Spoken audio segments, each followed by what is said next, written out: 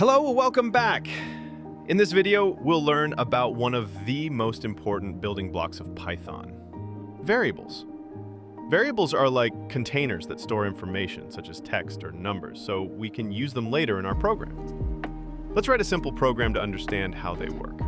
Here, I'm creating a variable called name and assigning it the value James. Then I create another variable called age and give it the value 20.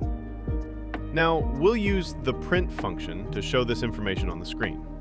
We'll write print my name is name, print I am age years old.